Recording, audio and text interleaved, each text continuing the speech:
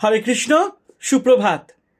আজকের দিনে প্রধান চিন্তা, তুমি যদি সৎপথে তোমার দৃষ্টিকে স্থির করিয়া রাখিতে পারো, তবে কেউই তোমাকে দিগ্ভ্রষ্ট করিতে পারিবে না। একদম সত্য কথা। আজকের দিনে প্রধান উপদেশ, আমরা যখন নির্ভীক চিত্তে আমাদের সমস্যার সম্মুখীন হইতে শিখি, তখন কি যে বল পাই, কতভাবে সাহায্য লাভ করি, সাহস, অনুপ্রেরণা, কাজ করিবার শক্তি সবই পাই। আমাদের মনে রাখিতে হইবে যে জীবনে যত কঠিন অভিজ্ঞতাই আসুক না কেন, এই সকলেই আমাদের উপকার করে। সেই জন্য আমাদের কাজ এই যে ভয় পাইয়া এই সব অভিজ্ঞতাকে যেন আমরা মারাত্মক ঘটনায় পরিণত না করি। খুব সুন্দর কথা, সত্যি তো।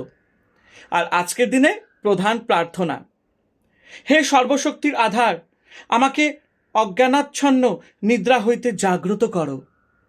তুমি যে সতত আমাকে ধরিয়া আছো ও রক্ষা করিতেছ, ইহা আমাকে বুঝিতে দাও, এবং এই অনুভূতি যেন আমাকে দৃঢ় সংকল্প ও অজেয় করে।